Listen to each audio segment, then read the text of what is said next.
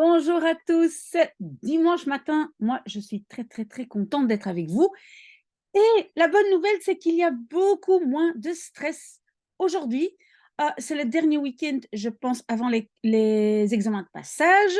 Je ferai un petit bubble tea après, mais donc, c'est un tout petit peu plus calme. Tout le monde est déjà bien préparé. Et qu'est-ce que nous allons faire pour notre première vidéo? Et en fait, je fais ça pour les Jujukus qui m'avaient déjà parlé en fait, de cette difficulté en néerlandais dont je ne m'étais même pas rendu compte moi-même. Elles m'en ont parlé, mais évidemment, tout ça, ça a pris du retard à cause des examens de passage. Mais donc, nous voilà. Et donc, ça concerne le sujet suivant. Il y a donc des verbes qui se terminent par elen, enen, eren. Et qu'est-ce qui est si particulier? C'est que, et je l'ai marqué ici, la quatrième dernière lettre est un E muet. Donc ici, ça, c'est un E muet, c'est E, c'est pas E, et donc c'est E. Donc on va prononcer la fin de ce verbe elen, enen, eren. Pourquoi est-ce que c'est important? Je vais d'abord, donc j'ai d'abord écrit quelques exemples et bien sûr, je vais mettre le lien ici en dessous pour que vous puissiez aussi regarder le dossier. On a par exemple, ce sont des exemples, wandelen, regenen, winkelen, luisteren. Et donc, vous savez très bien, je pense que vous le savez, c'est wandelen et ce n'est pas wandelen. C'est regenen et ce n'est pas regenen. Et ce n'est pas winkelen et luisteren. Donc, il n'y a pas de E, mais de E. OK, j'admets que ce n'est pas facile et donc je vais vous justement, j'ai marqué ici, c'est quoi la difficulté? Ben justement, de faire la différence avec les verbes qui ont bien un et ici. Et vous allez tout de suite comprendre pourquoi c'est important. Mais je donne à nouveau des exemples. Donc, regardez. Wandelen. Ici, c'est un E. Wandelen. D'accord? Par contre, diviser, ici, c'est verdelen. On a aussi bevelen. Maintenant, je pense quand même que vous pouvez avoir quelques indications, même si ce n'est pas toujours le cas. Mais quand on regarde le verbe verdelen, ça veut donc dire diviser en morceaux, ben, on voit ici, ça, en fait, c'est connecté au mot deel, une partie.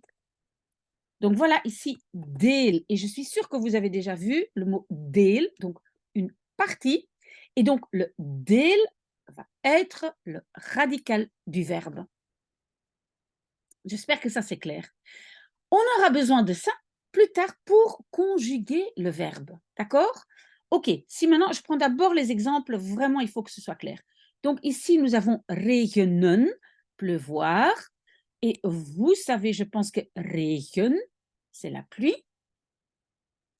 Et puis, donc ici, donc la fin, c'est prononcé comme enen, mais attention, ici, j'ai le verbe uitlenen. Et donc ici, c'est pas un enen, mais c'est enen.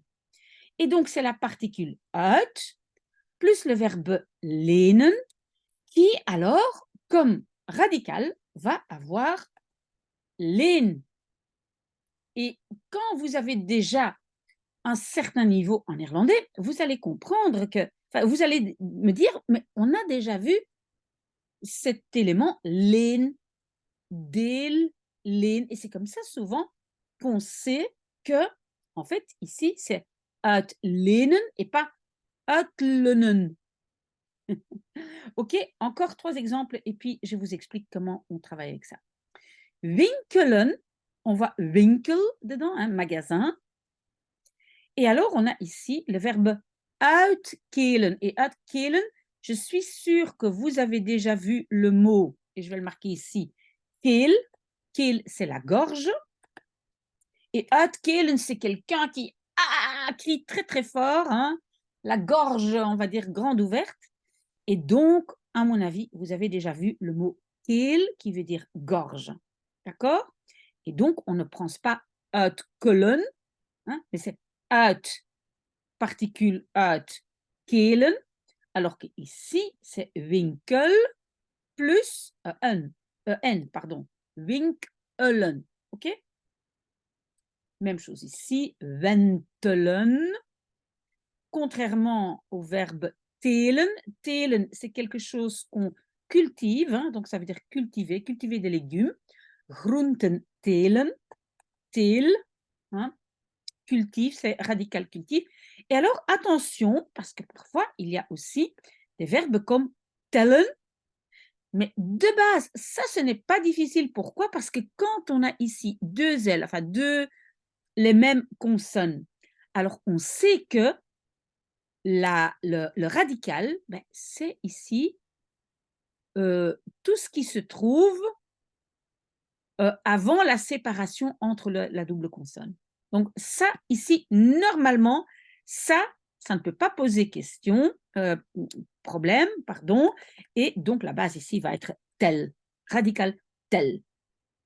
Ok, alors le tout dernier, c'est luisteren. Je suis sûre que vous savez que ce n'est pas luisteren, mais c'est luisteren. Mais évidemment, on a aussi des verbes qui sont comme parkeren.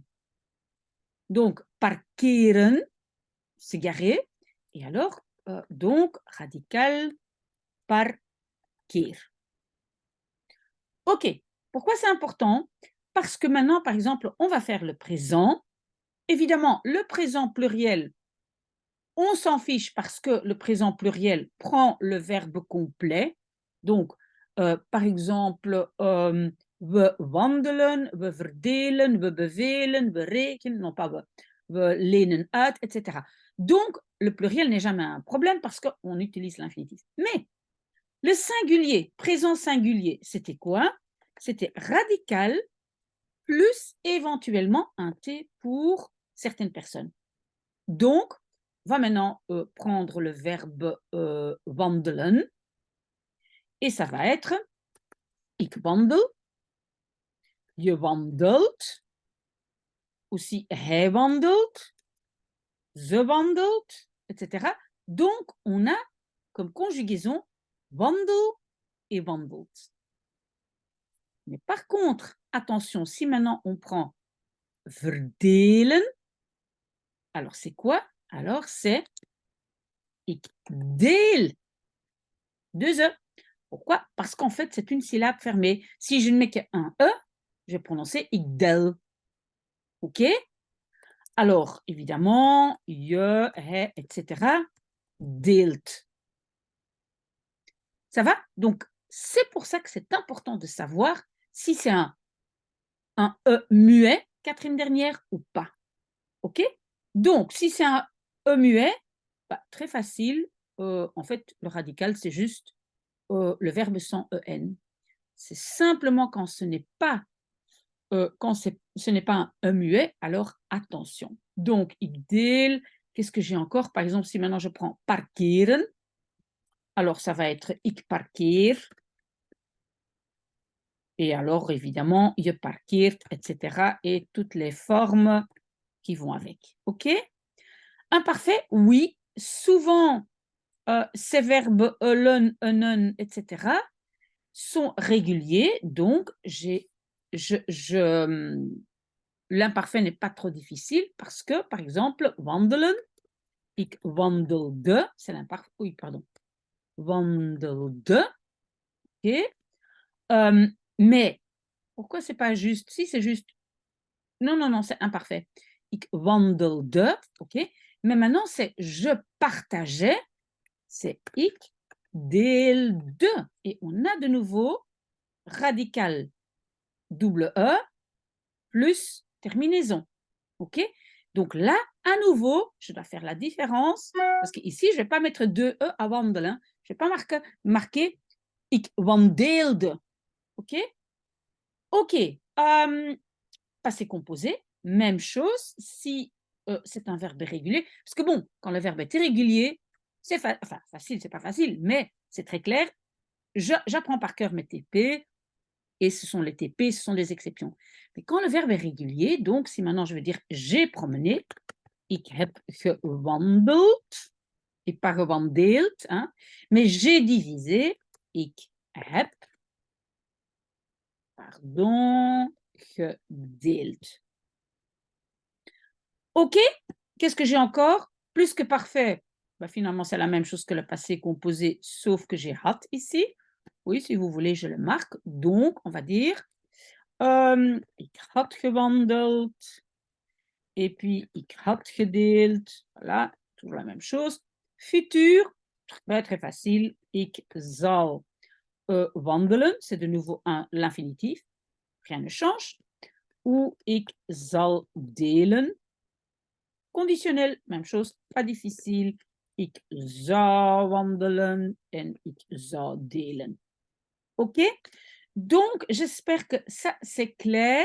Donc, vous devez toujours bien regarder et essayer de bien prononcer le verbe pour savoir si c'est un E muet ou si ce n'est pas un E muet.